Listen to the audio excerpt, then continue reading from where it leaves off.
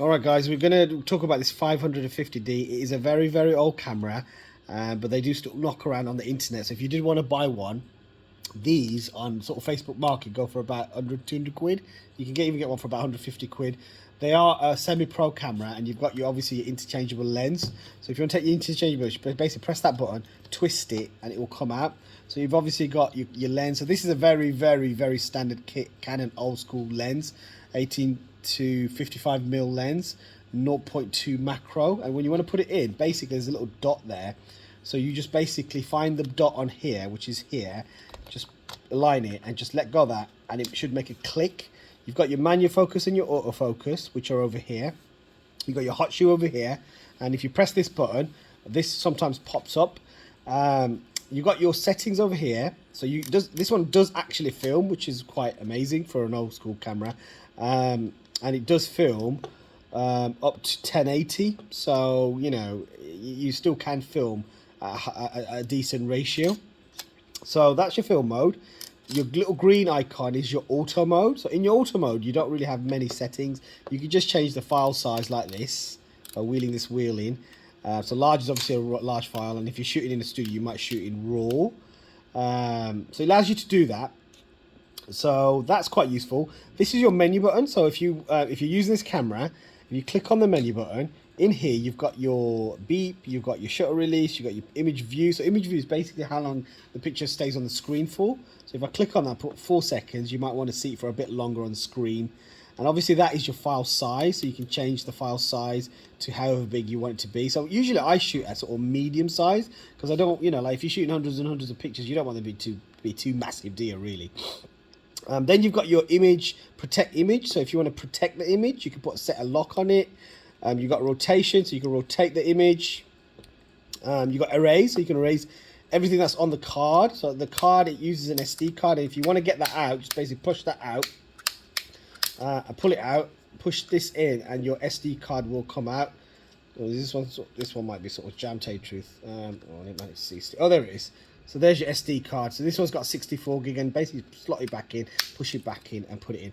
Ideally, you should really sort of kind of switch the camera off and do that, because obviously it might impact on the camera itself. That's your battery. So these cameras usually, sort of last for a couple of hours if you've got a full charge, and they do use these lithium batteries.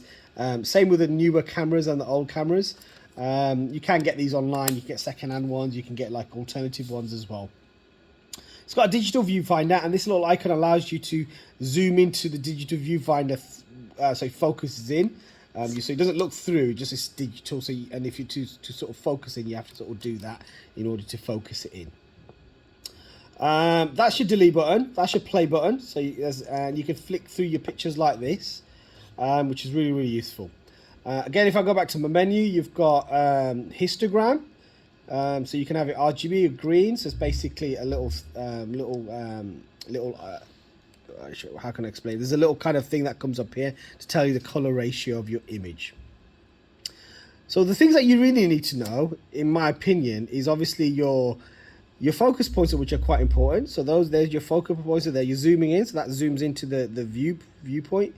If I press this icon here, allows me to zoom in and out. If I press this one, that doesn't do anything really, because I'm in auto mode. So if I put in manual mode, now when I go into manual mode, I've got all these settings. So I've got my shutter, my aperture, my shutter. So in order to change that, you can just do that, and it will change it. It goes all the way up to 4,000, which is very low, tell you the truth. Like new cameras go up to 125. They go they're much higher. So if I go back to menu, sorry, it doesn't go up to, it's 4,000 shutter. Sorry, let me correct that. 4,000 shutter, but your ISO is what I'm referring to. So the ISO of this one goes up to 64,000. Like the newer cameras go up to 100,000 plus. So this is, it's okay. That's your aperture. So you can increase and decrease your aperture like this. And this one goes to f22 because it's got a 55mm lens. So basically, the bigger the number, the smaller the opening, so the less light goes into the camera. And basically, as a photographer, what you're doing is you're controlling the speed of the shutter inside the camera, how quickly it opens and closes, in parallel with the aperture, how big the opening is. So for example, let me give you a scenario. It's a really, really sunny day. you probably want your you probably want that to be a slightly bigger number, so maybe sort of f13 or f14, and you probably want that to be sort of kind of about maybe here, so about 200 or 160 or maybe even 100 or even maybe 60 or 80, because that's going to open quick and your hole's a reasonable size, so there's a good amount of light coming in a very good lit day, shall I say. So those things are really, really important. In your menu, you can hover through this as well. So if I click on menu, so if I click on, oh, sorry, if I go to menu, I can flick through these things. So you've got your exposure compensation, which allows you to add additional exposure to your shot. You've got white balance, which is the tint. It's like a tint, shall I say? Makes it blue, makes it more warm.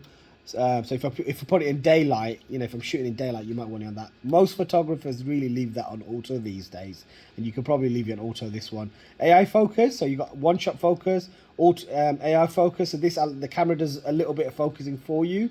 So wherever you're shooting, you can track focus points, etc. So you might want to put it on AI focus for photography.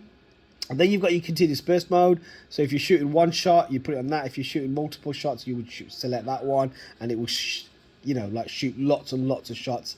So if you're using this camera, you book this out, say with Mo or anybody else, just think about all these settings that you're using, because they're all useful for yourselves and how you use them. Okay, thanks guys.